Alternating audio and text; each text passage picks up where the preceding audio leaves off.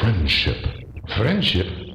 Welcome back to Jeff Dye's Friendship Podcast, episode 59.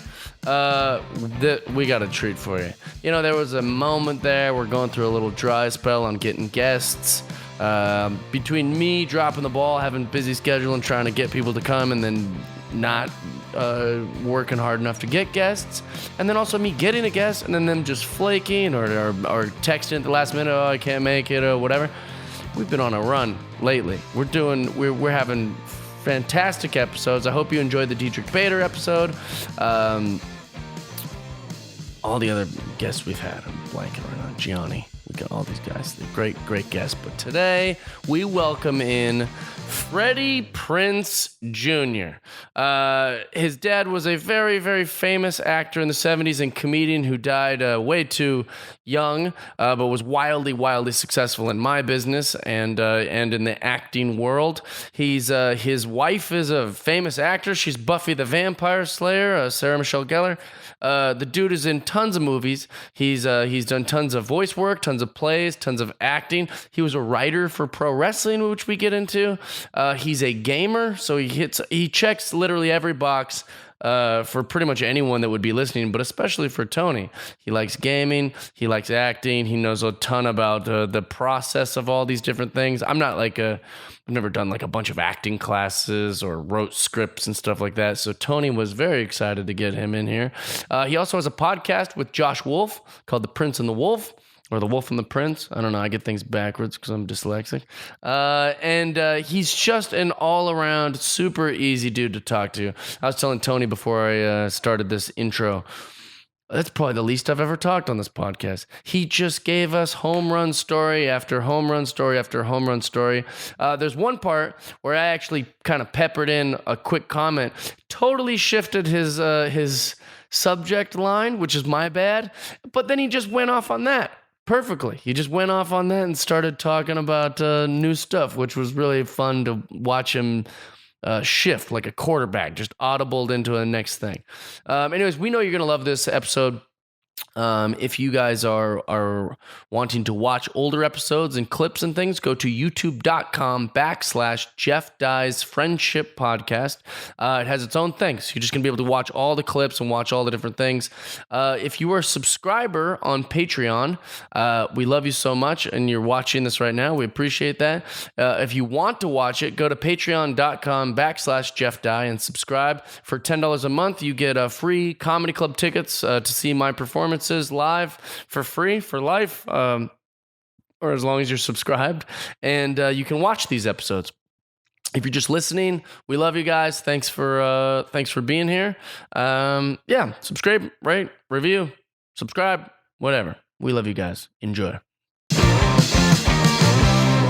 And just like that, we're in. Oh, boy. So excited to have you on this podcast. Thanks, man. I'm still taking in the space. I'm taking I know. it Yeah, it takes it's a minute. impressive It darkness, takes a minute. man. I like it. Like, how many guests? What's the percentage of people that comment on this room? 100%. 100%. Why would you display them if you 100%. didn't want the I guests like the to comment? It makes me happy. It's always funny to see people's reaction because you actually know wrestling. You actually know video games. You actually like all this stuff. Oh, so it's dork, but I respect it. But you like it. My boy Kieran Culkin has a bigger wrestling figure collection than you do by about 4 walls. Oh my god. And it's pretty much why he's been a starter boyfriend for his whole life. I believe that. Yeah, the girls are like, he's great. I don't know, he has no flaws. And then they walk in go in that "Oh, one no." room and they're like, yeah, and you just want to do plays. Okay. Now he's a big baller on an HBO show, so now they're like, he's so eccentric. I love his WWE collection. He can take himself. I like love it. nerds. Yeah. I have an Undertaker doll too. Yeah, right. Chickies, he's on to you. Sorry, I went on a random Kieran tangent. No, that's what But we no, encourage. this is my. I didn't know that you guys were giant dorks. Yeah. Oh, yeah. I thought you were cool comics. No, man, we like what we like. That's what we always talk about. That's important. Whatever you like, you should be proud of it. You should, but we live in a culture now where you can be. Yeah. Finally. When I was growing up, no. I loved stuffed in a video locker. games and wrestling. No, my godfather was Bob Wall, so nobody was stuffing me in lockers. They get fucked up. But that's not true. I got bullied one time, but then I went to my godfather. But girls weren't having that. Like Right. they were like, "You're playing Super Mario Brothers and watching Andre the Giant." I'm like, "Yeah, you're what the fuck? Get over here." You're missing out. Sit down, don't talk. You're gonna miss the match. Like, and so I was really, really single for a long time. Me too, though. But I was such a late bloomer that I didn't even consider girls were gonna like me, so I didn't worry about it. I wasn't worried. I was raised by a single mother. I was worried what women thought. Like that was a big. I guess I was pretty concerned with it, but I had already submitted that You every had already girl. tapped out. Yeah, so I was just like all about wrestling, all about video games. I mean, I still am. I just Yeah. happened to find a wife who was like, video gamers don't cheat. So yeah, it's awesome. That's a good way to think about it. I was And he actually, can cook. Fuck. Yeah, and you're like a handsome guy and wildly successful. thank you have you. a lot of things going in that direction. So she's like, maybe this will level out. But she knew from day one. We were friends for like 3 years when she thought I was a dork and would make Yeah. fun of me in a loving way. And I just fed her because she was just another skinny actress who Yeah, I she worked was hungry. with. And I hated it. Like, so I fed like all these girls in LA. My cousins all came out. We all stayed in like one house because they wanted to look after me and make sure, I didn't go the way of my father. And so when I started making these movies, it was always with a young female lead because we had to struggle to fall in love for 96 minutes. But at the end of the movie, we were always friends. And I would always like bring them to the house and we would have big family cookouts. And Wait, do you cook? yeah. Oh yeah, dude. I'm adding you don't follow to his a list. Instagram? It makes me No, I'm makes my adding mouth to a water. list of your Thanks, bro. qualities. Oh, thanks. You're So doing a quality. We'll cooking. do a faults list. But now. also, I mean, this is fantastic. Arthritic. You're killing it because I was just giving you the looks and the success and the things we like act or gaming and wrestling and stuff like that. But now you add the factor You of put gaming and wrestling on qualities for us, sure. yeah, for sure. You're talking about But now cooking, yeah. But knowing what you like definitely will help you find the right person, yeah. boy or girl. Like if they see that they can't rattle you, they stop trying to rattle Boy or you, girl. Hey, I'm and they looking for a girl, and they man. respect it. Looking for Well, a you might girl. have I'm just someone out letting there the viewers listening know. for- Yeah. You're available. Just let them, hey, girl. Is this your for online me, for me, dating.com girl, dog. profile? Yeah. But yeah, man. So you have to know what you like, and I've been sort of a wrestling historian to the point where I took a job at the company twice because I'm stupid, and I still play. I played Red Dead before I came over here today. That's insane. I was bummed out to leave to come here because that's how addicted to that game. Yeah, I me am. too. Like it's hard to walk away from it. How Sometimes. many times have you? So I don't know how many times. We're going to talk about Red Dead. We're just going to do it. We have to. Here's the It's thing. not the first time, won't be the last. How many times I'll be like, all right, I'll go to the gym at 4:30. It's 2:00 now. That gives me so much time. That gives me 2 hours, maybe 2 hours and 15 minutes if But if what I if cut you it go close. hunting though? But that's the thing. Then something happens, and I was like, all right, maybe there's a 5:30 class. I'm telling and then you. by the time it's like 7 p.m., I'm like, I guess I'm just playing Red Dead tonight. I've texted my buddies and like I've had sparring sessions where I'm like, so I'm gonna be late, and they're like, well, how far out are you? I'm like, well, after I finish this mission, I'm leaving, yeah. and they're like, what do you mean, dude? It's in 5 minutes. Hey, I'm this like, kid stole a nun's crucifix, and I gotta grab this. I'm telling you, like I saw some Klansmen putting up a cross. They had to gotta go, deal with bro. this. I had gotta to deal- handle those scrubs. Wait, are you a good cowboy or a bad cowboy? I've played it both ways multiple times. I've done all hero. I've done all bandit. Really? Probably 2 or 3 times through each way. I've I played all the only, This is Mass where we- Effect this games is the where we same differ. way. I'm only bad. Yeah. Only bad. So What do you that's think? the I've only fantasy played you it want to once. live. I've only played it. I mean, I think if I played it again, that'd be. Okay, well, that instinct is your like gamer instinct, right? So Yeah. your avatar, like if you went to a Westworld for real, Yeah. the person you would want to be would be more like the Bad. Ed Harris character. Because I'm nice Going in real there. life. Yeah, so you want to play out the fantasy. Yeah. So I grew up more like a loner and didn't have like a lot of friends. So I play what I originally learned it as Paragon, which came from the Mass Effect video game universe, or Hero. So I always played that first. I always want to be the good guy first. and do the right thing. Because when I was a kid, I didn't have a dad. I was angry. I learned karate when I was really young, and I would legit I had to go to a lot of schools. I got kicked out of a lot of schools, but I would find whoever their toughest guy was, fight him for no reason. Prison rules. You treated public school like jail. For real, I just didn't get along, and I didn't want to be messed with, and I just wanted to be left the F alone. Right. Like I didn't like people. I'm still not nuts about them. I just didn't. I really didn't like them back then. So that's why I'm a gamer. Yeah. It's that lonely life. But yeah. So in video games, I always play that guy. It's community first. on your terms. It is. Yeah. I mean, and that's bad, by the way. That's what social media is. It's like any opinion I don't like, I can either mute, block, or rally my supporters to destroy them. Yeah. And so there is no like conversation anymore. You have to either really hate something or really love something. And if you're in the middle, you don't exist.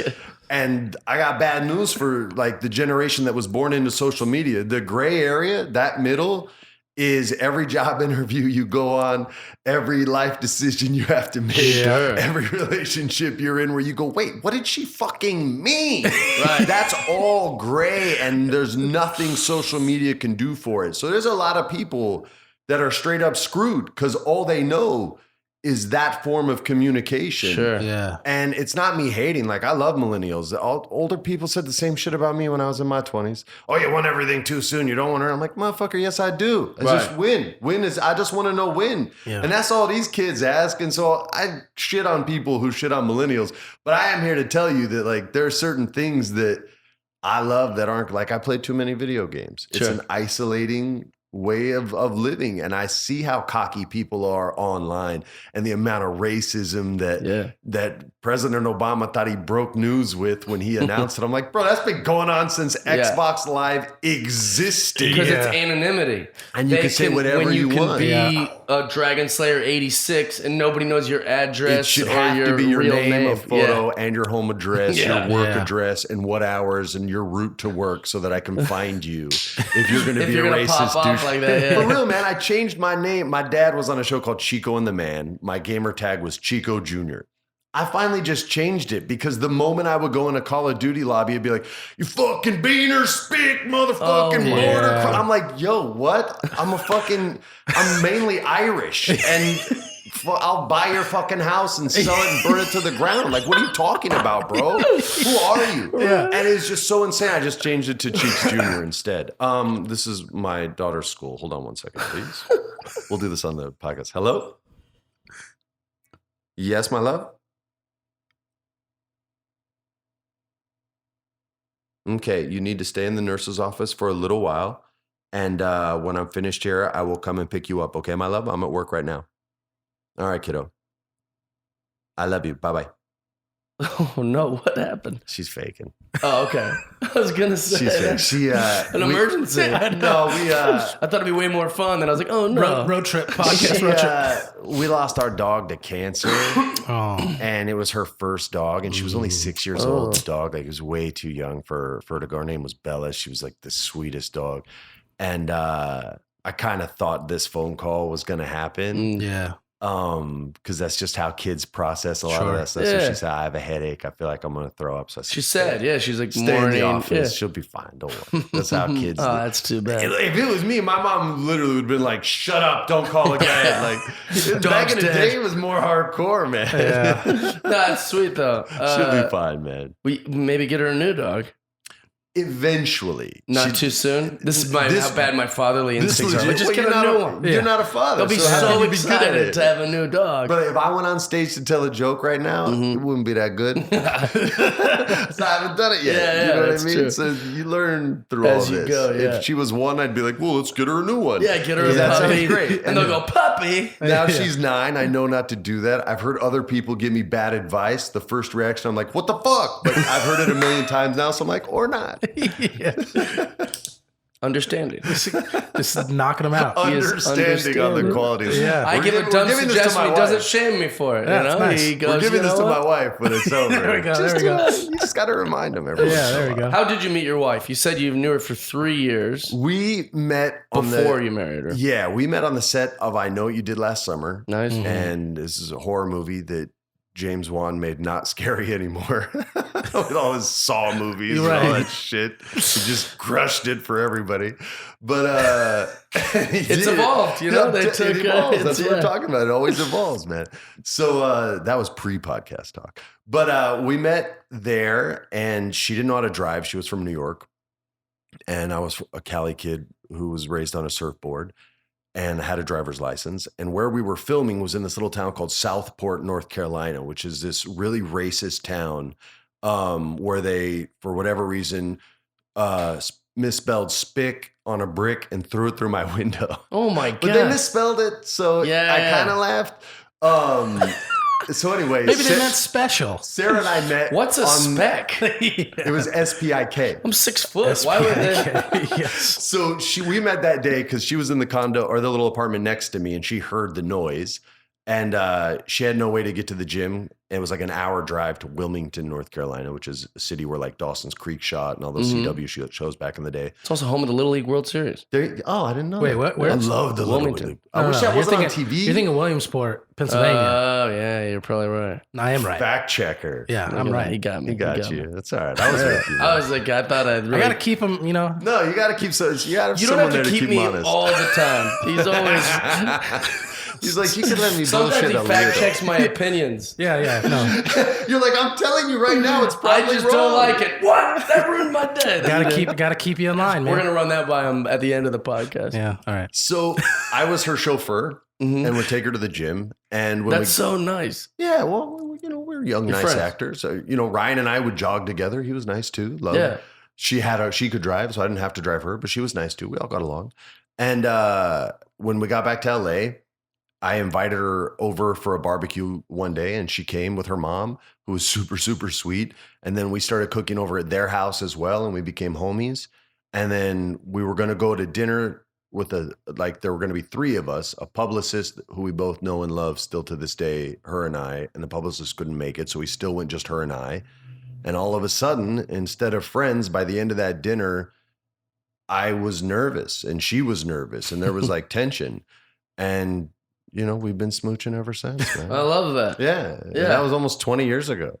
It's That's- crazy. That was almost 20 friggin' years ago. That's man. fantastic, though. Yeah. Well, because in this industry, it's always like this exciting new thing. I feel like with every project, there's this new tension with somebody, or there's this whatever, you know. This isn't my quote, but Kathleen Turner famously said, "Movies are a marriage with a guaranteed divorce." Yeah. And she couldn't be more right on that. And that goes for friendships as well as relationships. Like you'll be so close with an guy where you're like, this is my brother, this is my guy, and then you'll never hear from him again. Yeah. Oh my gosh. And it's brutal, but it's so normal that you kind of just accept it. You know what I mean? Like people think Matthew Lillard and I are really close. We're not.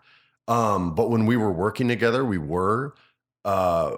You know, Paul Walker, it breaks my heart to say this, but and everyone's, I guess, is guilty of this to some degree, but you have those relationships and friendships where you go, hey, let's get dinner on Wednesday. And then Wednesday comes and you just don't want to go for whatever reason. And you're like, hey man, can we just reschedule it for next week? And they're like, yeah, do that. And Paul and I would do that a lot with jujitsu because it was something we both shared and loved, and both knew the Gracies and Machado families really well because of my godfather. It all goes back to him. And so it was one of those things where we did that movie and we became really tight. We bonded on jujitsu. This is before MMA was a thing. I mean, it was still called martial arts. It wasn't called mixed. Yeah. You know what I mean? So Yeah, and the start of UFC was very gimmicky. It was like It was. a jiu-jitsu guy versus a street karate fighter. guy. Yeah, they fight Kempo 3 times a versus night. Taekwondo. Yeah. And jiu-jitsu won a lot back then. Street brawler versus The poor street brawlers. They, you know, always got rocked. they had to give him another street brawler. They just looked so rough sauce in there. I like that though. Made a place for guys like Tank Abbott It to be did. like, And when they gave him other street fighters, he looked great. Yeah, and then every absolutely. once in a while, they're like, this guy wrestled D1, Yeah, and yeah. it was a I wrap. kept waiting for the street brawlers to be like, that's not fair. He's doing like a thing that's not fair. We're used to just doing this. Yeah. Yeah, that doesn't play anymore. But there's a lot more mixed martial arts leagues that are coming out now. There's crazy ones in Russia that have team MMA. Oh my. Yeah. Where it's like 5-on-5 and It's you can team like it's crazy. crazy. Well, but also like they've learned it all, right? Like, isn't that what the UFC's kind of become? Is like they're teaching you all the. what's this young generation coming up now that are training all forms at the same time. It's insane. And all have, maybe not all have access to world-class teachers, but a lot of them do now. So it's this next group of gangsters coming up that everyone needs to worry about. Yeah, man. I mean, my godfather, he was the guy who trained Bruce Lee when Bruce came to America. His name's Bob Wall. He was the guy with the scar down his eye in the Bruce Lee movies. And Bruce was like, yo, it's Carl Miller, and fucked him up, kicked him right in the balls. It's my godfather. When are they going to make a Bruce Lee video game? They put it in games. Yeah. No, but I mean, like a game, like a game where like they Batman, could do a game of death. Spider-Man, They could Red do Dead. game. Yeah, they should do that. Why don't you go pitch that? That's a good They idea. should do a Bruce Lee like Batman Arkham Asylum kind of game. You just walk around like you're trying to, it's By just the kind way, of. that Batman Arkham series, I don't know if I'm supposed. They're doing another one. I don't know if people know that, but What? Yeah, they're making That's a another hot one of take. those. But yo, those rival. Well, they're better than the movies, period. But they rival like the animated series from the 90s. Yeah. And the fact that they used Mark Hamill, which is the only Joker. He's the best Joker to me. On film, Jack Nicholson probably, and then Mark Hamill. But that voice makes those games to the point where when they did the third one with the Scarecrow as the antagonist, he sucked because they put Joker's voice in there too. And all due respect to the actor who played Scarecrow, he just doesn't have the same weight as, a voice that I can't do a great Joker voice, but he's like, you killed Captain Clown. And it's like, you hear that and you're like, what the fuck? Yeah. Those games are so great. If you haven't played those, you can play them for free if you have like Xbox Game Pass and stuff. And the gameplay's it's so pretty good. I don't want to say that to insult any gamers, but like I'm not a real next level gamer. I love games, but I'm not that great at them. The Combat controls system. pretty simple. Pretty simple. pretty simple. The Batmobile control's not as simple, but the fighting combat The system, fighting, I think they did a where great it's like job 10 with. guys and you're just whipping their So ass. even if you're an older like listener like me, that's a game I would recommend. So fun. And it's very different than Red Dead Redemption, but equally satisfying. There's a scene, I'm sure you guys, or I hope you remember, where like you're in this kind of like watery like warehouse thing, and then a shark comes out and gets you. You're thinking When you're you're in the combining sewers? two different missions. You're combining the Killer Croc mission in the sewers. That was Right. Where if terrifying. you make too much noise, Killer Croc, voiced by Steve Bloom, my homeboy, comes out and fucks you up. Or when you're in the museum that Penguin is iced over, Yes. and you're Oh, walking yeah. over the ice, and a shark just jumps up out of Dude, nowhere and almost scared kills you. me so bad. That's why I stopped playing horror games. I won't play horror video games. I can't do it was either. Because they say I played the first not Silent Hill, Resident Evil, and the original gamers will know this scene. I'm in a school. I don't even want to talk. I'm getting I'm fall like a sweating little under my girl? armpits. That's Silent Hill. I'm sweating under my armpits just thinking about this. You're in a school. It's boarded up. All the windows are boarded up because Raccoon City had this horrible outbreak. Which, by the way, that's what this fucking Impossible Burger is. It's gonna turn people into fucking zombies. Oh, that's shit. Umbrella Corp shit. It's not this real meat. I'm telling you, and everybody who's eating it, you're fucked. And that's why regular meat or regular fucking vegetables. But anyway, you're walking down this hall and all the windows are boarded up, and there's this desk in the middle of the hall, which makes you walk closer to the damn boarded up window to get around it because they didn't have jump yet in video games, I guess. Yeah.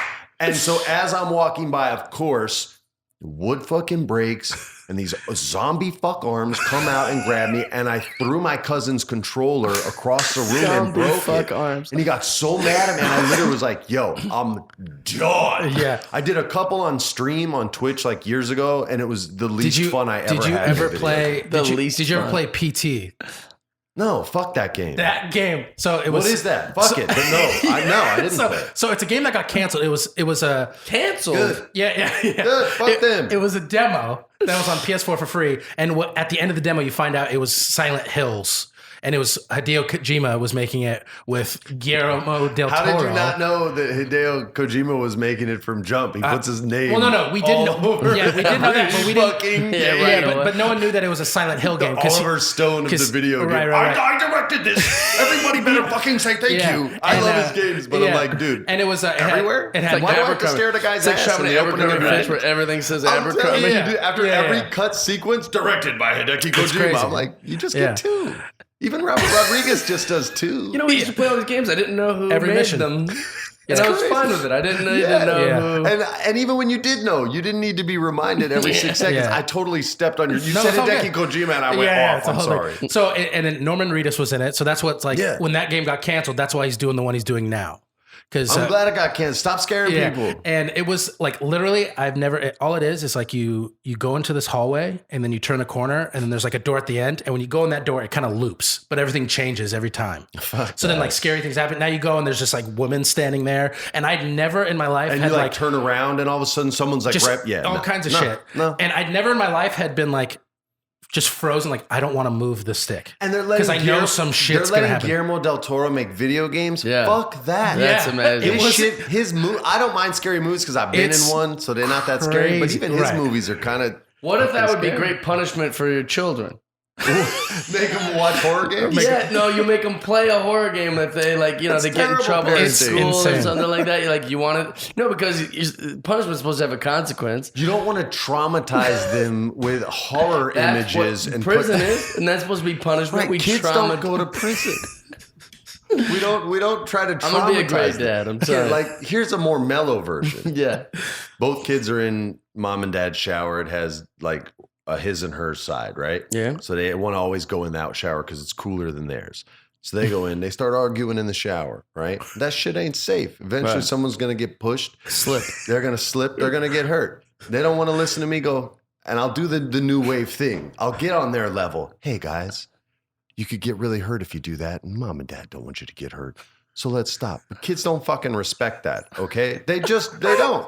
And if you yell at them, you'll scare the shit out of them. Yeah. But now you're scaring the ability to hear and retain information. So Sure. now they fear you, but they don't respect you because they don't understand respect yet because they haven't heard the sentences that you said after that. So I just go in there, put both faucets on full on cold water, and they both scream and they try to get out. And I go, no. Your shower's not over yet. Finish washing your hair, Charlotte. Rocky, finish washing your body, and then you can come out. They had the nerve to say, Dad, it's cold. So I took their towels. And I'm watching them both, and they're looking at me. And then they realize, oh, shit, okay, we're going to stop fighting. You never seen two kids wash themselves so quick, so effectively. Efficient, They were yeah. as clean as a surgeon. You got to figure it out, man. They came out. Then I gave them their towel. I said, "You guys still want to fight?" And they're like, "No, sorry, Dad." And then they were cool for the rest of the night. But you don't genius. show them a James Wan. You don't show them Carrie Elway's sawing You off don't his give them fucking leg. Faces of Death videos. No, you don't do faces. See, that's of why you're a death. better dad That's than old me. school, Yeah, bro. you're a That's better old dad school. than me. Shout out to '80s fucking You know, you should write faces a of death. God. you should write a book called like We should write the one. cool dad. You know, like you want He to be gives an his effective- suggestions. You're like, actually, let it be. Actually. Let's do it this way. Because people will read it and be like, yeah, I would do that. Then you can come in and be the voice of reason. Like, no, It'll be You his whip him with the monologue. towel. You're like, no, don't whip him with the towel, It'll Jeff. be his monologue on the left or wrestling promo. They call them promos there. yeah. And then it'll say or in the middle, and then it'll be my version on the right. There you go. No, but I think like the idea of like cool dad, like effective cool dad. I don't know if I'm the cool dad because Yes, I'm pretty that's the strict most genius and thing mean. I've ever heard. Most dads and moms, at least this generation, are more like the friend parents. This is like the friend parent generation. So I don't fit in with them, and That's they why think it'll I'm be a too great strict. book because they'll be like, man, this guy's. It would be great, but I don't know if it would sell. That's true, and I don't know shit about books. Well, I mean, Like, you got to I think. wrote a cookbook. It didn't sell that much, so I don't either. It's, I don't know his books. I don't know why people are But you buying got to them. think the people that would buy it are the ones who don't know. They're new parents. You know what I mean? would Yeah. hope. It's not going to be people who are already parents who think they already got it figured They're out. just You know what I watching mean? YouTube video. Like, Yeah. how to be a cool, great parent. Yeah. Oh, this person has it figured out. They have Yeah. 27 million followers. Right, Do they right. though? Yeah. Do they have it figured out? Okay. Yeah, It's it's scary. Their kids are on their YouTube channel, but all right. I always think like the best stuff. Like I in my brain, I go, yeah, man. If my parents were like, listen, if you don't get good grades, we're gonna make you play this this game. I'd be like, I oh, would be in shit. heaven if I was a kid. I'd be Yeah. like, I get to play a game I'm not allowed to play because it's too old for me. Fuck yeah. That would is be true. game on. Maybe They'd be I like just my mom make him going, really you have to into go like watch horror. Terminator. All right, I'm only 9. That Yeah. fucking rocks. That's true. It'd probably just make them really interested in the subject, and then later on they'd go on to play like horror They games. might become the next James Wan. There you go. Then his movies won't be scary. Burn. Wait, so I want to know about the wrestling thing. What, like, you're already like doing movies. in my opinion, wildly successful. Like Thanks. I was like obsessed with Summer Catch growing up. In fact, That one wasn't, but I did but make I was into it successful because I was movies. obsessed with Jessica Biel. Oh, yeah. And I also love As you should have baseball. And you're great. So that's And three. We're gonna win And all what three. I appreciate is because I grew up playing baseball. I played for almost 20 years. I hate when I watch a movie and they just don't look like a baseball player. We've talked about this a bunch. And that's so 'cause I of really, Mike Tolan. I really appreciated you. I was like, he looks like a pitcher. Like you got it down in the movie. The director Mike Tolan, all he makes is sports movies. Like, Yeah. Google him; he's made every sports movie that you guys have seen, even documentaries. So he knows his shit, and it was very important to him that all the actors look like capable young ball players. Yeah. I got the most time, and they gave me the then Rockies, one of the Rockies pitching scouts, as my coach to teach me how to pitch, and so I was good. And then when we got to North Carolina, we had back then they did rehearsals for free because you had more time to make a movie. So we did 2 weeks of rehearsals and 2 weeks of mini camps out there for baseball. Nice. Wow. And this old Pittsburgh Pirates pitcher came out, and I swear to God, this is a true story. His name was Bud, and he was going to teach me the curveball because they wanted me to throw a couple curveballs. And I had a lot of movement on my fastball already. It kind of like cut in and down. So that pitch looked cool. And I had a circle change that I could throw a little, but it didn't look cool. So they were going to teach me this breaking ball. And he taught me the grip on it and how to hold the ball so I could see the letter C and all this stuff. And to get my middle finger on the seam. Now, you're going to have to bite up on the seam, Freddie, because you got smaller hands. So you're not going to get the right whip. So we're going to raise up these seams, but you're going to have to do it yourself with your teeth as well. This is how he spoke. He was so cool. So I would bite the seams and get a good lip on this ball. The very first curveball I threw was a 12-6 from our mound to the plate, like perfect. It was the best one I During threw. rehearsal? This was the first one ever, learning how to throw it in mini camps. It was the best one I threw, by the way, but it was so perfect and tight. And there were all these like minor league ball players there, and everyone got mad quiet. And I was like, what just happened? And he was like, you ain't never thrown a curveball? I was like, no. He was like, throw another one. I was like, all right. So now I'm kind of feeling good, right? Yeah. So I get the second one, I throw it, and it just goes like 6 feet over the catcher. And then everybody just start talking again. They're like, oh, he just got fucking They lucky. thought they were Shit. witnessing Yeah, they were like, prodigy. dude, this motherfucker's got Oh, no. Yeah. He got lucky. But yeah, man, we had a lot of fun making that movie. The guys worked really hard. I remember Scott Conn was going to get the role of the catcher on that. And I like Scott. We hadn't met yet, though. We met after and bonded on jiu-jitsu randomly. He's a black belt and legit just G on the mats. Really? Yeah. But I was hosting Saturday Night Live at the time, and Matt Lillard came through, and he said, hey man, I auditioned for Brubaker, but they said I'm too tall. Because you put in a good word for me. And I don't know if he knew I had cast approval or not, but I was like, oh yeah, I'll talk to him. And so I was like, hey, just give Matt the role in there. We really want Scott, but I didn't know Scott. And a lot of times you hire your friends because you want to work with people you know. Yeah, you probably didn't know that Scott, or did you know Scott was in the running? It didn't matter who was in the running. Oh, I it, see. it could have been Marlon Brando. Like, I want to work with my friends and people I know. And like anybody else, He killed it. If they were in a position of power. I know Scott. Scott and I are friendlier now than Matt and I are. Yeah. But I remember him coming in there and how hard he worked at learning how to hit so that he could learn how to forget how to hit. And it was so weird, you know what I mean? Because like Wilmer was like, why are you even here? You're not supposed to be good. He's like, dude, I'm supposed to look like I know what I'm doing. Wilmer was a young actor back then. But Matt worked so hard on that. And I thought he did a really good job, even though he was like a 6'9" Catcher. Yeah, he's big. Thin big catcher. boy. like John Olerud playing catcher or some dumbass shit. But he was great. Same helmet. Same helmet. Yeah. So because I would see you as these roles and all this, like the acting. Oh yeah, we're talking about He wrestling. told me that he's like, Freddie Prinze like is in wrestling, like pro Yeah, wrestling. bro. And all that. I was like, really? Like I had no idea, and then looked it up, and I was like, oh my god. So this is weird. What's the genesis of that? This is weird. Okay. So I was randomly talking to a person in the company who doesn't like me to say their name because if you give the right people credit in the wrestling business, they get fired. So I was speaking with this person and they said, yo, you need to talk to Vince McMahon. You still love wrestling. you know what you're talking about, and you don't just shit on the brand. You have ideas on, how to improve people. You need to talk to Vince. And I was like, he ain't going to want to hear what I have to say. He wants people to say yes. And she was like, yeah. And you're going to say no. I just said she, so that sucks already. You're going to say no. And he's going to respect you. And I was kind of done with the business at that point. I wasn't looking for, my agents were sending me scripts. I wasn't reading them. I was just kind of burnt out. I had been doing something in the name of my father for a long time and really wanted to do something for myself for the first time. And so I took a meeting with Vince McMahon. That's amazing. First with Stephanie.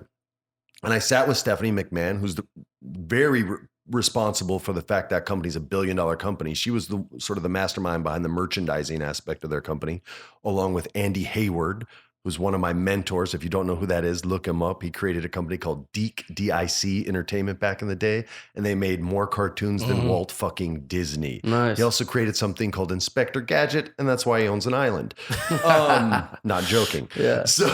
So I'm sitting with Stephanie, and she says, yeah, you need to, I get through that. How did you prep for that meeting? I didn't. But like you think like an hour before you're at your house, you're with your kids. I was in my your wife. apartment in New York. Oh, okay. I got on the train to go to Stamford, Connecticut, to go and meet with her. And you're like, I guess I'm just going to shoot the shit, talk wrestling? Look, man, I'm familiar with the product. So you have wrestling fans that listen. They know that wrestling, it doesn't have the best writing. They know that the wrestlers aren't the best actors. Every once in a while, you see someone with talent, but they're not surrounded with talent. So when they really explode and shine, that's a unique, special unicorn. That's The Rock. Right. You know what I mean? Like that doesn't happen. So I went in there very confident, knowing what I can bring to the table. I had already written a successful sitcom. I created my own show. I executive produced it. I cast it.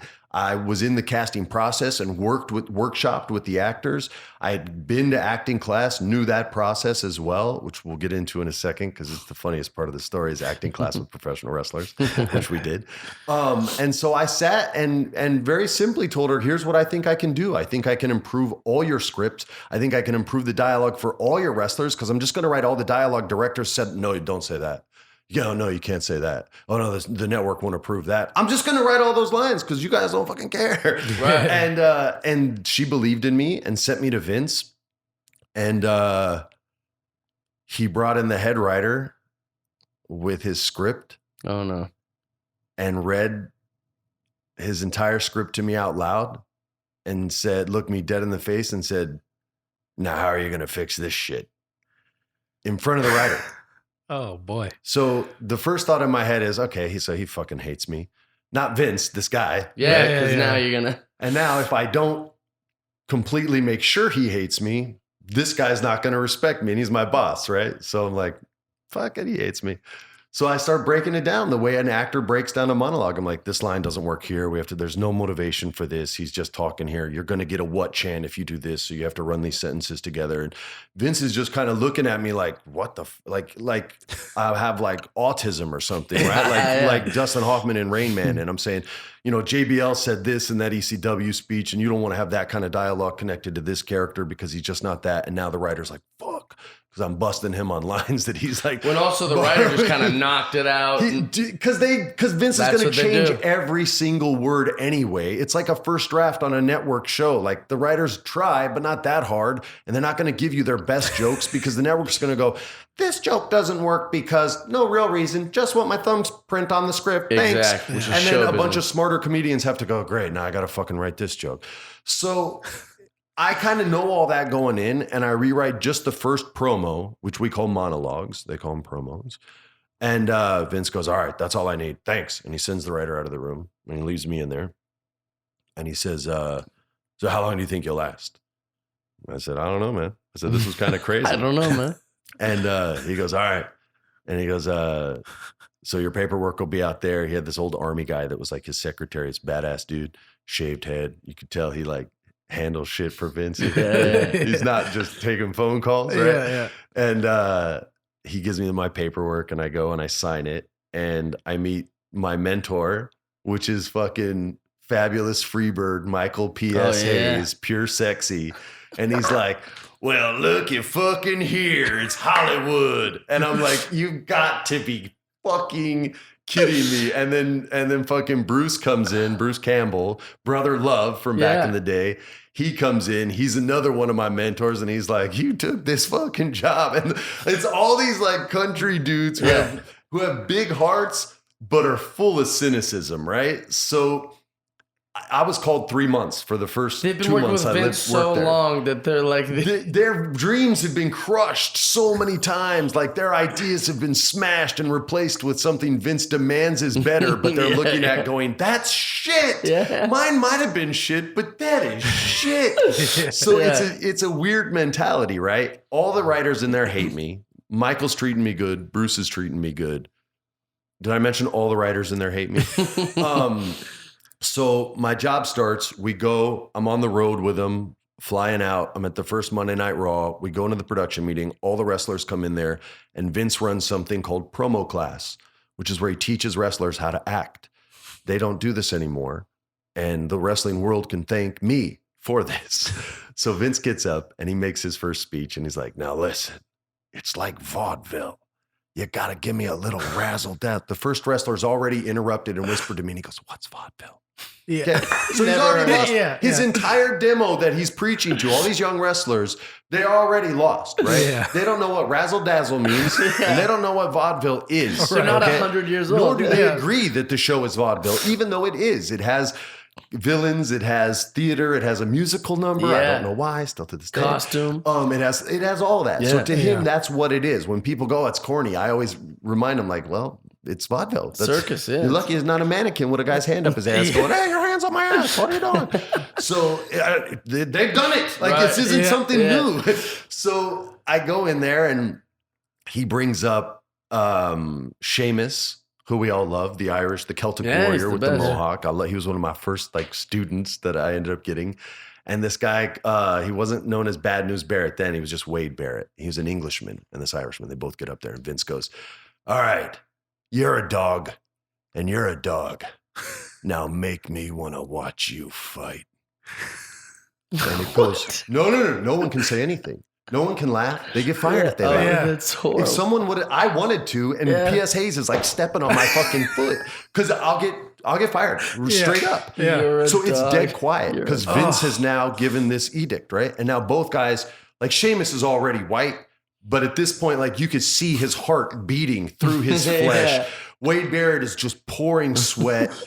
And I'm looking at this like, this is the least conducive environment to succeed in the history of art. Like there's Yeah. no possible way.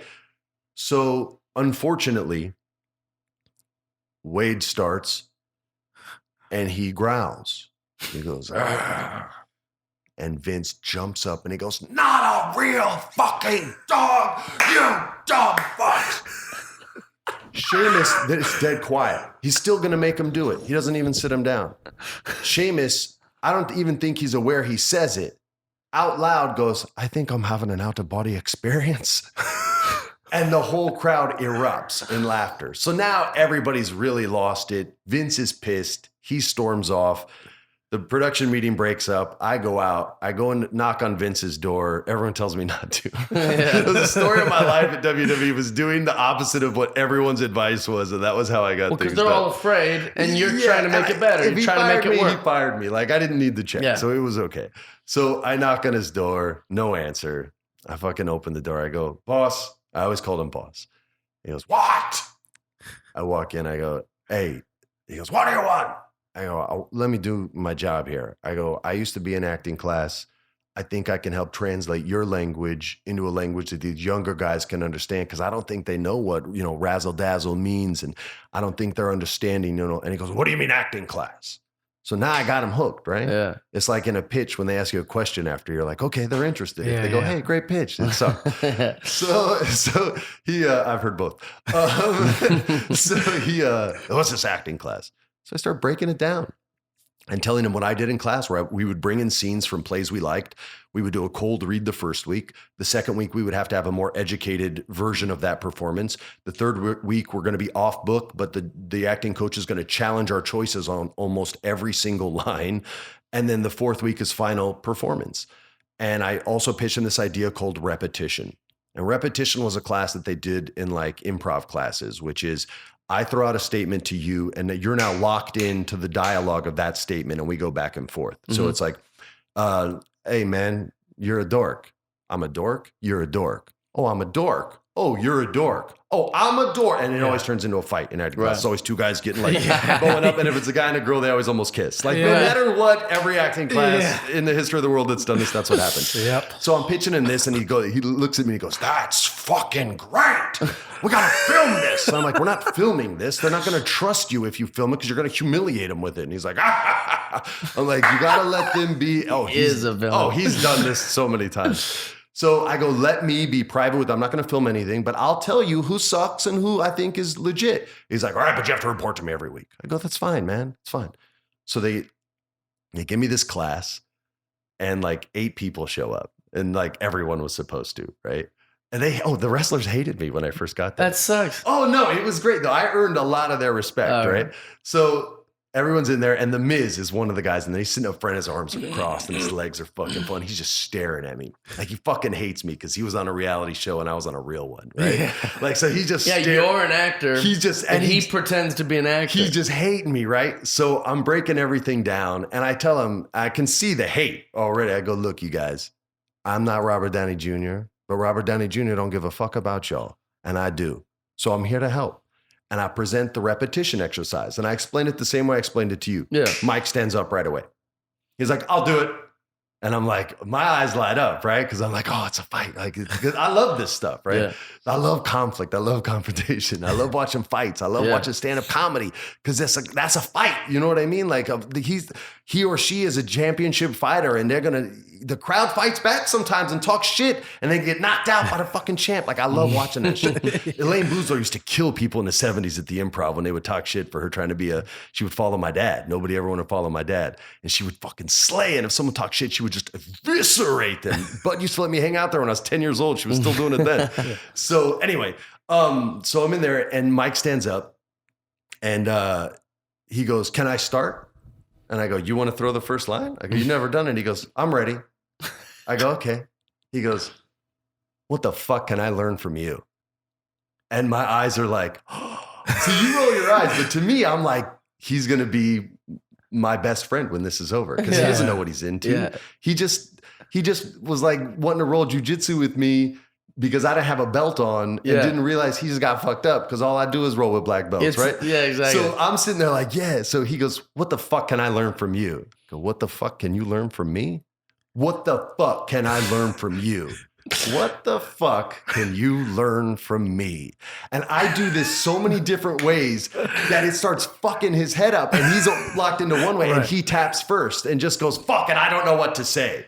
And everybody's like, the other like 7 wrestlers are like, yeah, fuck yeah. And so then everybody wants to start getting up and doing this and going back and forth. And then Miz just becomes the champ after that. And no one can hang with him. Like everybody tries to go up against him. And and by the way, he's the best dude on the microphone right now in WWE and fucking killing it. So you're welcome, suckers, for what tiny little part I had to do in that. But I basically, when it was over, I said, listen, this exercise isn't just to show you that there's a million right ways to say a line as long as you commit to it. Mm-hmm. But it's also getting you ready to be willing to fail in front of your peers. This is a live fucking show.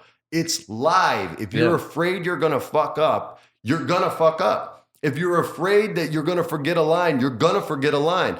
So I want you to be able to fuck up here. And I said this to them. And I said, where there's no camera, in a room where Vince insisted there be a camera. Yeah. I'm not letting anyone know what this part was a lie. I said, I'm not reporting to anyone. I'm not letting anyone know how you're doing, if you're doing good, if you're doing bad, even though I did talk to Vince and let him know. But I was always diplomatic about that shit. And then that class grew from 8 people and we were in a closet. Like even the company was against me. Like they wanted me to earn it. Like they're like, he's going to pay dues. We were legit in the janitor's closet with no chairs. We went from that to then me hustling after like a month of that. And we were in Atlanta and I went to one of the people who works the arena. And I was like, hey, can I get one of the luxury suites up there? We got a class of like 30 people. She was like, oh, I'll do you one better. There's a huge like conference room. I was like, oh, thanks. So I get this big conference room and JBL walks by. He goes, I see your class is empty. And because they had a sign that said like workshop, and it was the janitor's closet. See, There your was no one. class is There was no empty. one in there. I go, oh no, we're upstairs today. And he goes, what? I go, yeah, we're upstairs. I arranged for him. We're upstairs. He goes, you arranged? And I'm like, yeah, I guess no big deal. So I go up there. There's like 40 people. You in there. arranged. JBL comes up like 10 minutes later, looks in and goes, motherfuck. Gets in the elevator that like opened into this room and goes, well, maybe you'll last 6 months, and then goes down the elevator. And so now my class had like kind of taken off and started rolling, but there was still resistance Yeah. from some, like John Cena and I did not get along. Interesting. He came in the class one time and like interrupted it to like fuck it up. Like 2 people were doing a scene and he just sat in the middle. He goes, what the fuck is this? And I go, hey bro, come talk to me for a sec. We go outside. And I was Vince's guy at this point, so I didn't give a fuck. And John's muscles were too big to do anything in real life to anybody except like bench press them or bicep curl them. So it wasn't like he wasn't trying to intimidate really, and I wasn't afraid, but we definitely didn't like each other, right? Like You weren't going to be he bros. had a nickname for me. I think he called me like Ashton Kutcher or something, like because he hated Hollywood. By the way, now he wants to be in movies. Yeah. So I go, look, man, I know you don't give a fuck about this and you think it's bullshit, but I'm here to teach them how to do what you do. I said, and if you ain't helping them, and John never put anybody over, like not until Kevin Owens, and that was kind of forced on him. I'm like, and until you want to do it, and until you're ready to bring them and teach them how you do things, I'm going to be here. And he's like, well, and these are his words. He goes, maybe I'm like a Neanderthal about it, but I just don't fucking, you can either do it or you can't. And I go, right on, man. Don't come to my class again. And he's like, all right. That's all I had. Just And don't interrupt people that want to learn. Yeah. So we didn't talk for like a month after that. And then one of my guys crushed a promo and just, crushed a promo in the middle of the ring. And John was up next. And he like tapped me on the shoulder. Vince was there. He was like trying to give me the rub in front of Vince. And he goes, hey, that was really good. And I just no-sold him. And I just went, fucking whatever. And he was like, oh. And Vince kind of looked over and was like that. And just because he loves that. He wants conflict. Now But those segments, that was always the most fun. Like I had one with JBL where Vince rewrote me. And he's like, I know you think yours is better, but it has to be this because people are complaining about the tax bailouts. And so I wrote this just for JBL. You telling me he has to say it just like this. Like, all right. So I go to John. I go, hey, man, Vince says you got to say it word for word like this. You got to be thanking the government for your $1 million bailout. And that's going to make the crowd hate you. He goes, what? I go, yeah, man. He goes, fuck. If fucking Bruce were still here, Bruce wasn't with the company anymore. I was like, I know, man. I said, but he wants you to work it this way. Maybe we'll do ours another time. He's like, fucking whatever. So I'm in Gorilla, and John goes out there, and John cuts the promo that he and I worked on in the middle of the ring. It's a live show.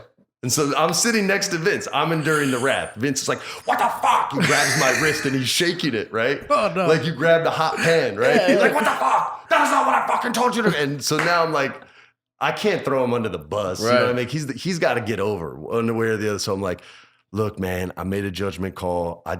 Wait, you took it? Yeah, I would always take it for the wrestlers, man. Like I know, but the writer's job is to get the talent over. And the reason why so much of the writing sucks in WWE is because the writers are constantly trying to get themselves over and tell you, oh, well, I made this segment and that's why so-and-so's champ. No, that motherfucker is why they're champ because they executed and just about anybody could have wrote what you fucking wrote. So chill, slow your roll. Right. Even the good shit that I wrote for Jeff Hardy.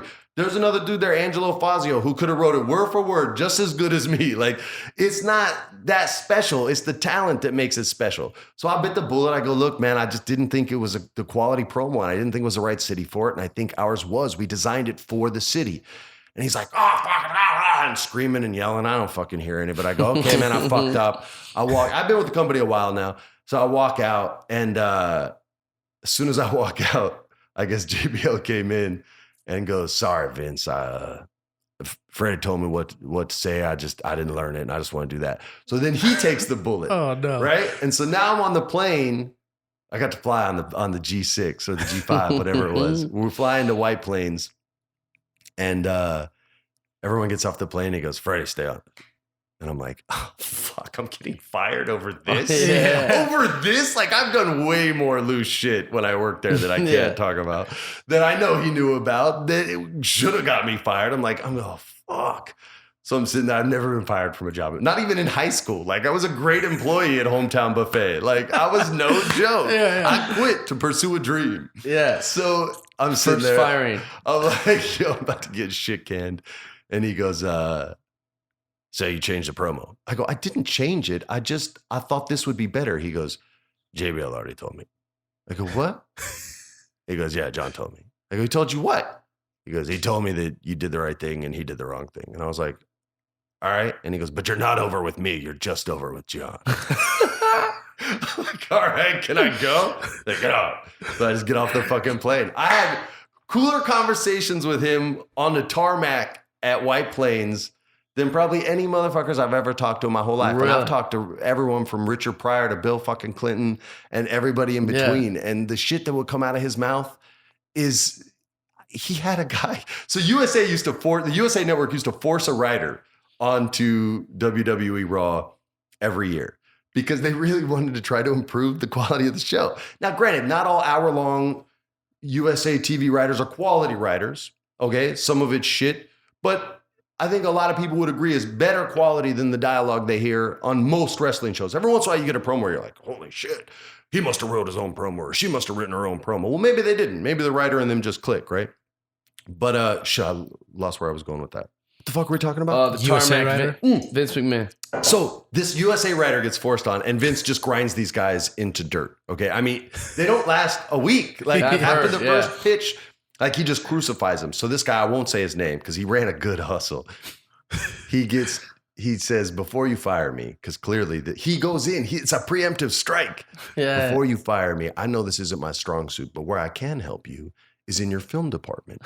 Because WWE would make 5 movies a year for $5 million. And they would only do them on DVD at like Walmart or on the WWE network, maybe. It didn't exist then. So just DVD Walmart kind of vibe. And he goes, but let me run that department for you because that's my expertise.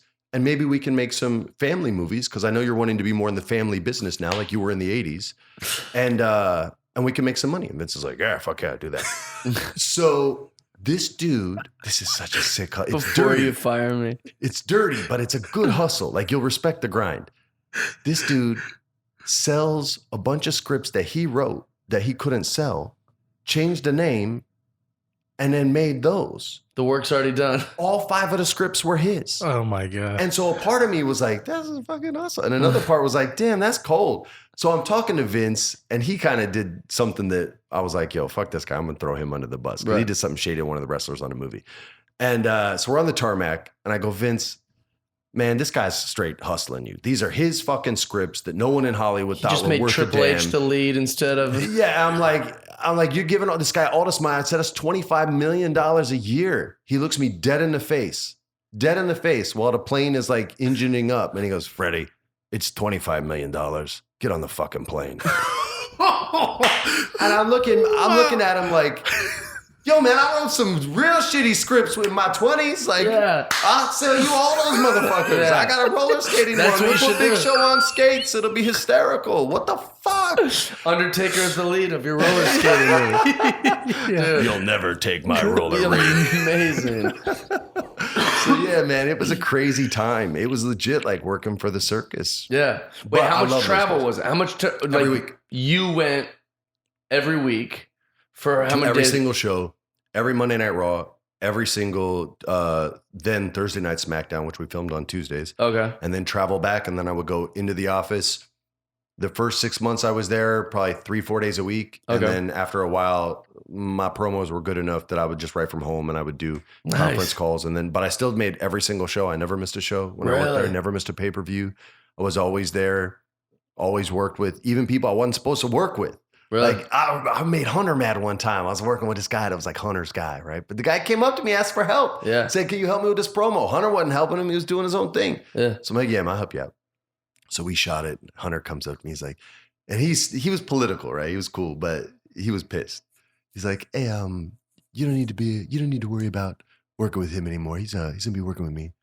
I was like, "No, I know that, man. He asked for my help. I'm not gonna tell him no." He goes, "You can tell him no." Uh, I was like, so stay away from it. All right, I got you, bro. It must be so weird go having work with like just a EC3. big, all these guys that when I picture the conversation, they're just jacked. They're and jacked, but pissed. they're super insecure. Sure, absolutely. I'm telling you, they're like a bunch of 12-year-olds. And That's if a you horrible adult them, combo, Freddie. That's a It is horrible, a horrible combo. But if you because they're like adult my them- words and I'm not verbally being able to say this, but I've got all this. Why don't I just use this? I'm you know? telling you, I would just grown up them, and it worked every single time. I mean, MVP. He'll tell you this. He wanted to kill me. He hated me. I'm watching him and this guy work on a promo, and it was shit. And I know why it's shit, because it's too damn long, and they're not cutting the right lines, and they don't have a good button. So if I go, hey man, can I have an idea? Do you mind hearing it? And the look he gave me, and this is he was convicted of a felony. You know what I mean? So he's a legit dude. He's a veteran at bad decisions. And fighting, he does jujitsu too. Like the guys know he's someone I worry about. He knows jujitsu and has won tournaments. So the ones that don't know jujitsu, I'm like, yeah, bro, you don't even know the Jew, bro. You don't know the Jew. You ain't Most messing with me. valuable prisoner. Yo, he was no joke. And so anyway, I pitch him this thing. I don't remember how it went, but it was like, when I break my foot off in your, and I'm even doing his voice when I do it, because I have to do voices, right? When I break my foot off in your jaw, you will know. And there's this whole thing, and he's looking at me, and his whole expression changed. And he goes, DJ, you writing this? And Chris was my man now. He was like, yeah, fuck yeah, I'm writing this. And he goes out, and he got a babyface cheer at the end of the promo. It was so good, which made Vince pissed. Right. Yeah. Because he's like, you fucking made them love him, Freddie. What the fuck? And I was new, you know what I mean? So I was like, well, man, I'm trying to write good shit, but whatever. Let's just switch and face then. Like, if that's what they want, fuck what they want. And that's his philosophy. And I don't argue with that. Like, the fan entitlement syndrome, FES. It's huge in It's wrestling. crazy. And it started in wrestling. Started in Star Wars. Evolved into Star Wars. Oh, okay. Game of Thrones now. Dirt sheets existed before the new Star Wars came out. Okay. But Star Wars took the title Sure. for sure. Game of Thrones is now battling for Yes. the title. MMA has their own versions We've talked of about it. this before, but it's like people think any idea that they didn't think of is a bad idea. Bro, It's like they just because made- you would have done it different doesn't make it this story bad. They made the people who did the Sonic the Hedgehog movie change the teeth, and the people acquiesced and changed the teeth. Yeah. Think about like I know you're Redesigning making the whole thing. I know you're making Sonic the Hedgehog, right? I hope that I've never hoped for a movie to bomb ever, but it needs to. So that those people know that the millions of dollars they invested in that fan entitlement of how dare you do this to a property we don't fucking own, that they lose so much money that they never listen to that voice ever again. Like I did a Star Wars cartoon, so even I get hate from Star Wars fans when I'm like, look, dog, you're just mad the franchise isn't aging with you. Right. But that ain't how it works. The first one was for fucking kids. Right. Yep. The second three were for different fucking kids. Mm-hmm. And this one is for kids. You just pissed off that Han Solo gave the fucking Millennium Falcon to a girl. Yeah. That's it. Because Luke Skywalker's Cinderella. Or Sleeping Beauty. Yeah. Okay? He can talk to things that don't speak English and understands what they're fucking saying. He gets a fairy godfather instead of a fairy godmother who teaches him how to be the best Jedi in the world in no time fucking flat. And everybody, like, I know more about the Force than most people because Dave Filoni taught me and George Lucas taught him. And all these video games have fucked people up on what the Force is. Like, Luke's skill doesn't dictate whether he wins or loses. Right. The Emperor doesn't dictate whether he wins or loses. The Force dictates who wins or loses based on balance. And here's the quick version on how to explain it to all these people who fucking think they get to decide. In the first if you want to do this like time-wise, Palpatine, you would say, and Yoda are the smartest two. Palpatine clearly smarter because Yoda was blind to the power of the dark side and the seduction of Anakin. So let's talk about the seduction of Anakin fucking Skywalker for a second. If the Emperor is the smartest dude in the universe and knows that the Force dictates this, if he kills who he sees as a rival, Anakin, then he knows the Force is just going to fucking correct that because the Emperor knows this. These are George Lucas's words, not mine. So fuck you if you disagree with me. Straight up, this is information, not affirmation time. Straight up, man. So the Emperor knows that. So instead of killing Anakin, what does he do? He seduces Anakin to double the strength of the dark side. So then what does the Force do? Balance. It balances us. How? it gives us twins, Luke and Leia, 2 and fucking 2. Balance. And if you look at the movie through just that simple perspective, you will not only know why every single bad guy loses and every single good guy loses, you'll know who's going to win and lose in the next fucking movies. I can tell you, I just don't want to wreck it. People bitch about the dumbest shit like it's archetype characters. This is George Lucas's words. There is no Jack Bauer in Star Wars. That character doesn't exist. It's not Han Solo. Han Solo is a reluctant hero, okay? He's a reluctant hero. That's the archetype. Darth Maul, who everybody wants to win, and he's everyone's favorite because he looks sick and he's great in the video games. Does look cool. Fuck you guys. He's Sisyphus. He is born to fail. Learn your Greek mythology like, I don't know, George fucking Lucas did. He's cursed to roll a boulder up the hill only to have it roll to the bottom again every single time for eternity. Yes. That is Darth Maul's quest. Yes. He's in on the joke, you guys. He knows it. He's just cursed to live that life. Again, not my opinion, George Lucas's. So go fuck yourself if you disagree. You don't get to level up in the Star Wars world. That's a fucking video game. There's no such thing as a gray Jedi. Qui-Gon even says, I turn towards the light because it's there. There's no gray. That's pretend fan fiction shit, which is cool, but don't try to canonize it because it doesn't work. And I'm never gonna buy it ever. Star Wars is for fucking kids. Sorry. I'm sorry, man. That was That's incredible. beautiful. I used to write Also, promos for wrestlers. Yeah, it's funny. It's ironic that the young people want a gray Sith when you were talking about how millennials don't telling want you. any gray. They don't want any. Comes full Only circle. when it's convenient. Only when it's for Star convenient, Wars. There's man. some sort of like, here's how I'm different. And here's that what- said, like, art is art. So if you want to be like, well, the movie sucks. Well, right on. This guy thinks it rules. Yeah. They're both right. Right. You know what I mean? Like, you interpret art based on how the world treated you. Sure. Right? Yeah. So your favorite movie is going to be different than my favorite movie. You know, Yeah. my 2 favorite movies are Big Trouble in Little China and They Live. Now, Dude. that's a weird fucking list, but No, it isn't. if you see the way I grew up, like I literally grew up in the improv. My dad started that club. He gave Yeah. Bud his startup money for it. I was in that club at 8 years old watching Bobby Slayton tell fuck jokes. Like, watching Richard Pryor talk about fucking Annette Funicello giving him a blowjob at an MS convention. Like I was hearing that shit at 10 and 12 Yeah. years old, man. So you know, that's what shaped me. Sure. That's why I like weird shit. And I play video games and I get isolated because I was always around grownups that were doing fucking cocaine in the bathroom at the improv. And Bud would cover my eyes thinking I didn't know. I was like, dog, I'm a 6th grader. I know what's going on. And he'd only throw out the comics. There'd be like huge stars in there. I won't say their names. I'll say the comics' names because it's funny. So I had to go pee. So Bud comes to get me, and he always would cover my eyes when we'd go into the men's room. He'd go, fellas, coming in with young Freddie. And everybody would chill out. And so this time we go in, and he sees these 2 famous guys. We'll call them John and Jake and Paul Rodriguez, the comic. Yeah. He comes in. I'm bringing your little friend. Paul! What are you doing? I have little Freddie. Get the fuck out of here. John, Jake, how are you boys? Little Freddie. And Paul's like fucking walking out, head down. He told me that story when I was a grown man, like 21 years old. He was like, man, I fucking hated Bud for so long. Yeah. Well, he's only boss of Paul, you know? Yeah, exactly. The other guys are, you know. Exactly, man. Oh, that's hilarious. Yeah, man. Wait, so Star Wars, you obviously are a big Star Wars fan. But how about Game of Thrones or any of that other Okay, stuff? so people make fun of me for this. So I have some people have the Midas touch. I have the turd touch.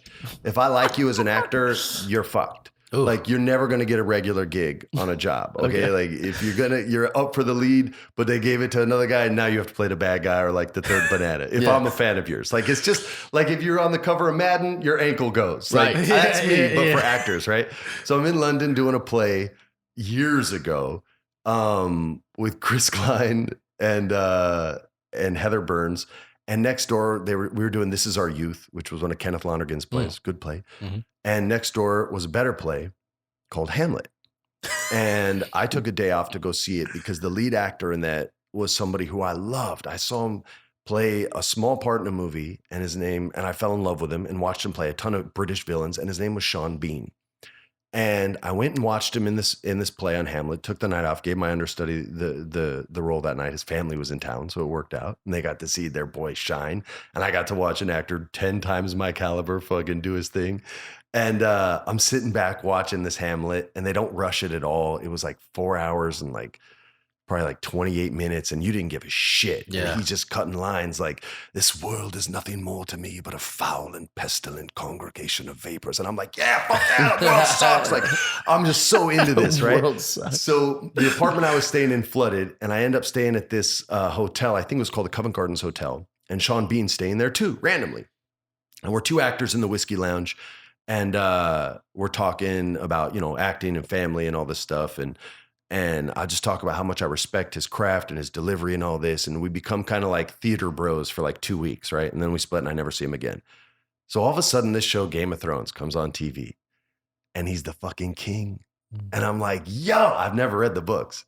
My man fucking made it. Yeah. He's the lead. He's the fucking king, bro. He's the king. Sean Bean broke the your curse. curse, Broke yeah. the curse. Broke the curse. And there's like 5 episodes to go. And I'm like, man, they're not gonna do any weird 24 shit. No, they're not gonna do that. And then another episode happens, and I legit stood up, cussed at the TV. Probably the way fans cuss when they get like stuff they don't like. And I'm like, fuck this show. This was Fuck personal, that. though, yeah. I'm like, that's a fucking curse. I'm so fucking sorry. Like, I wanted his email. Like, I even called my agent, I think, when I first saw it, was like, can I get in touch with him? Like, I just wanted to, like, it's my fault. Yeah. I hadn't read the books. I didn't even know they were books. And I never have watched an episode since they killed him. He dies in everything though. That's like the I joke thought- with Sean Bean. And I thought this would be He's the one. Boromir in Lord of the Rings, right? Yeah. Yeah, and he dies a lot. He dies Boy. a lot. That's the joke. It's like, You got hope, though. don't get attached to Sean Bean's characters because he's gonna go. Where were you 10 years ago, bro?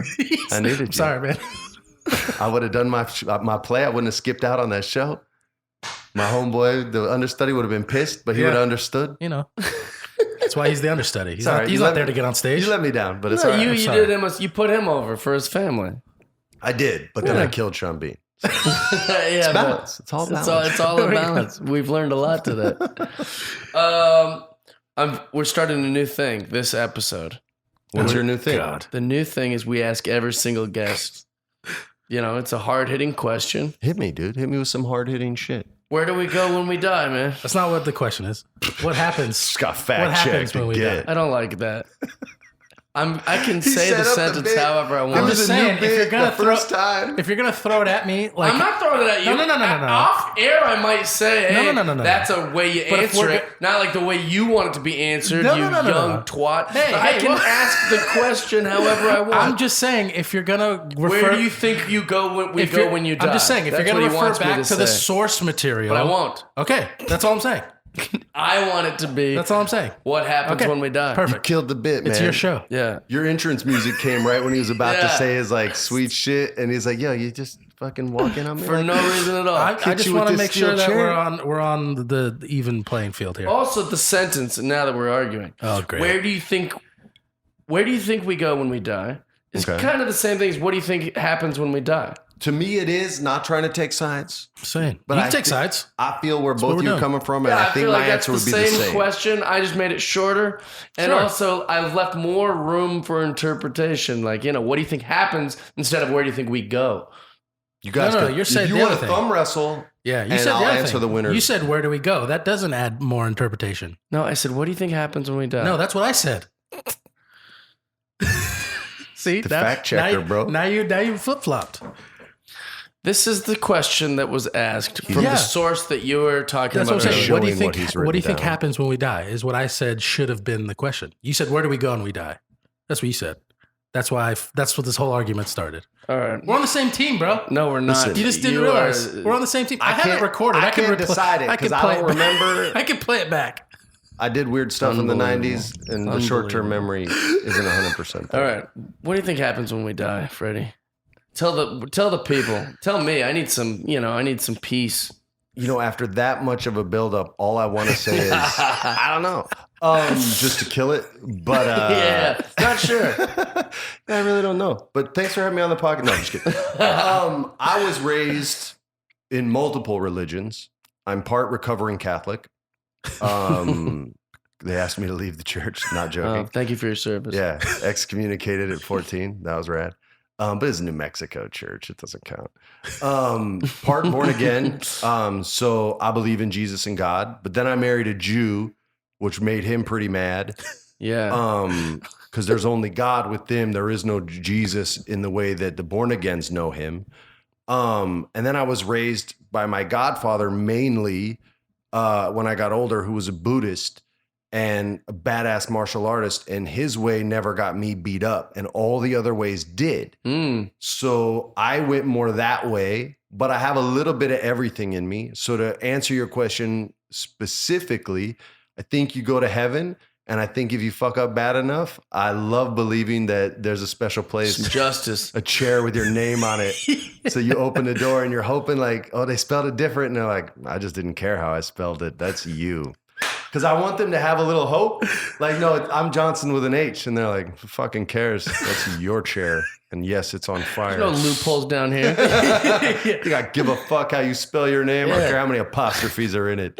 You're not going to clever your way out of this. So yeah, man. So I believe in heaven and hell. I pray to God. I try to stay humble. I try to pray for things I need, not things I want, although I'm guilty of everything that everyone else is fucking guilty of. Yeah. So, I'm not perfect. A long time, once I had kids, a lot of my philosophies changed. Like my dad cheated on my mom a lot, right? He was a big time baller in the 70s for younger people. Like he had the #1 show in the country. Mm-hmm. He had just stolen the Caesar's Palace gig from that scumbag Bill Cosby because Cosby wanted $4 million. And Richard Pryor was like, told my dad, he's like, motherfucker, tell him you'll do it for $2 million. And my dad did, and they said, yeah. And so, so he was a baller, but he cheated on my moms a lot. And I don't like throwing people under the bus or anything like that, but like Pam Grier wrote about it in her book, so we can talk about that. And it used to make me so crazy, right? And I always knew when my dad slept with like a legend of Hollywood, because when I'd meet him, they either go, oh, hi, nice to meet you, or it's, oh hi, nice to meet you. I'm like, oh, you guys fuck. So, and that happened so much, like it used to drive me crazy. And then when I got older and had kids, I stopped looking at people as good and evil, and I just looked at people more like, hey man, our morality changes almost based on the situation we're in. Sure. And I think everybody's just trying to get by, and you have days where you don't give a damn about anyone, and you have days where you're the most selfless person ever. And it's just about finding a good balance. And that's sort of what being a human being is all about. I think it may sound like a bunch of bullshit, but that's what keeps me from killing motherfuckers every day. So I believe a daily firmly force. in that. Yeah. I live in LA, man. There's a lot of traffic. I think about killing people. Yeah, it is. That's the way it goes. That's how it works. If I didn't believe in something, I'd be in jail. Or running free. There you go. In a solar-powered car so I can run from the law forever. That's a good idea. That's a fantastic answer. Why are they not? Yeah. What's that? No, I'm saying that's a good idea. Solar powered car. I think they make them. Like, they build them in the 70s. Just Really? nobody wanted them. Oh, I'm not that inventive, bro. Well, they also, it would be tricky, like in Seattle or like There you need a rain power, even depression powered 3 car. months of what we've had here in LA, and like nobody can drive anywhere. I think Seattle, they're working on the Prozac powered cars. yeah. Well, yeah, we got to find a car that runs on water. So, although water They is have the running hydrogen out. cells. I'm Isn't telling you, we're that's not running out, inventing too. any. People, I think it was What if it could run off of a? Bill Burr said people in Dirty LA, air. they get close to the ocean and they think all their ideas are good ideas. I think it was Bill Burr who said it. And I'm so guilty of that. I'll be like, it would be sick. Who doesn't think their ideas are fantastic? I think coastal people think we're smarter than interior nation people. But I think like even people in the Midwest go, I got this brilliant idea. But not at the Dude. level we do. Like sociology shows us that the dreamers, the smartest people sort of branch out from the middle of a country and end up in coastal areas. Sure. And like the workers and laborers sort of stay. That's what sociology tells us. But that doesn't mean all those dreamers have good ideas. No. Or that I know all the plenty of workers people who- don't have good ideas. They just chose to work and have a family. Maybe. Yeah, they've But got I'm just telling you what ideas. sociology says. Yeah. They're more left brain than right brain. I met a woman who believed a hashtag, like she had some hashtag like horse problems or something. She believed she started the hashtag. I love that. And then was going to publish all the replies she's getting back of like horse problems into a little coffee table book.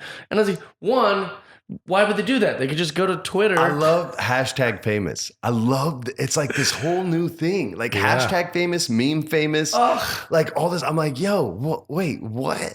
I just don't understand what asked you her do with that. when she came up with it, she goes, "Oh, it must have been over a year ago." So I put the same hashtag in Twitter and showed it to her, and there was hashtags dating back from like 2011. And she's like, or 05 when Twitter first came on the scene, and it was like the 8th hashtag ever put out there.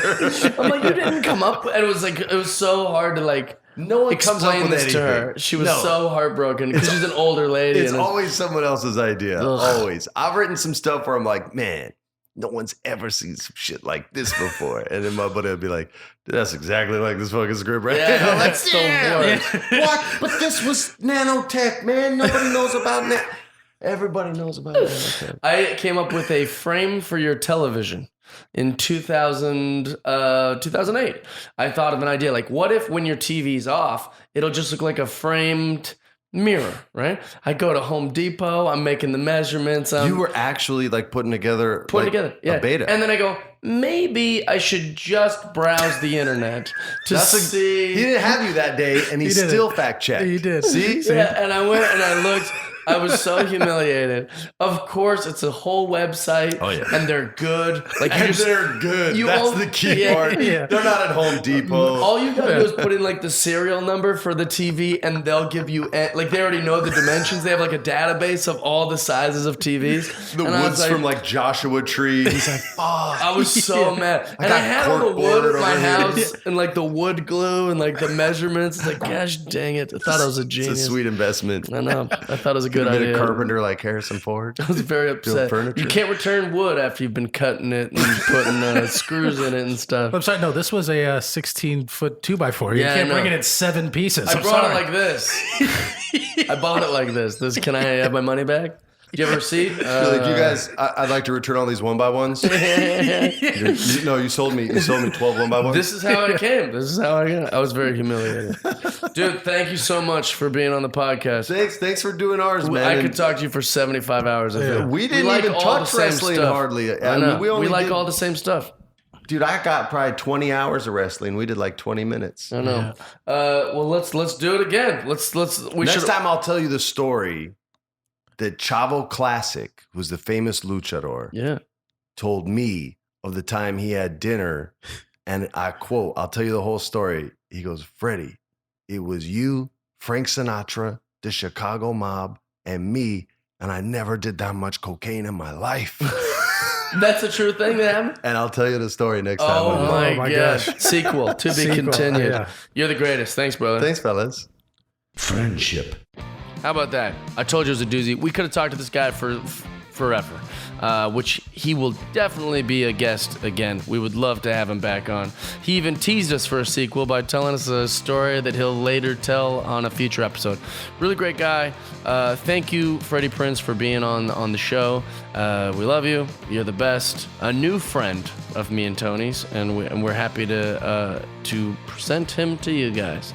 If you guys want to subscribe, go to youtube.com, Jeff Dye's Friendship Podcast, and subscribe there. You can watch old clips. You can watch episodes in full length once enough time's gone by. If you'd like to watch episodes before anyone else, as they come out, go to patreon.com/Jeff Dye. You'll be able to watch the episodes first in their entirety, week to week. You'll also get free tickets to all my comedy shows, so do that. Or if you're just watching on YouTube, hi. If you're a subscriber to our iTunes or anything, you're just listening, hello there. We love you. Thanks for doing that. Don't forget to come on back. We'll see you next week. We love you.